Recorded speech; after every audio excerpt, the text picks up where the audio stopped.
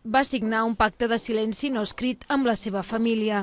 Ningú podia saber que havia decidit sortir d'Hondures i venir a guanyar-se la vida a l'estat espanyol. Fuig de la violència de les mares, però una vegada aquí, l'amenaça es manté. Me levanto dando gracias a Dios porque sé que están bien y me duermo preocupada. Porque la violencia está ahí, está a la vuelta de la esquina. Entonces, ¿por qué estamos aquí, digamos? Pues por eso, porque nos sentimos seguras. Y la esperanza es sacar a nuestra familia de ese ambiente tan dañino, tan nocivo. La van extorsionar 7 vegades durant un mes i mig. Matarien la seva filla i el seu net si no pagava. Ara són en un lloc segur.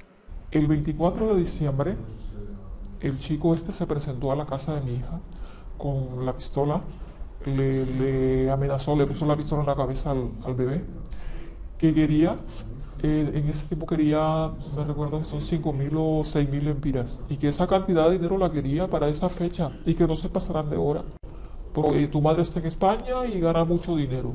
Molts hondurenys establerts a Catalunya conviuen diàriament amb aquestes extorsions més enllà del seu país. Com que el fenomen de les mares no està considerat un conflicte armat, les víctimes no poden demanar asil.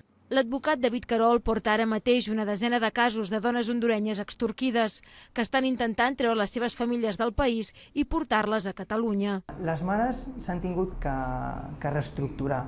No tenen financiació al país i el que estan buscant és una nova font de financiació, com a l'exterior, tant als Estats Units com a Europa.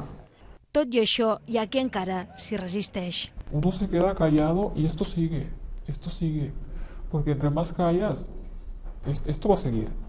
Entonces, tiene que haber alguien que hable, porque si todos estamos solo recibiendo o haciendo lo que ellos dicen,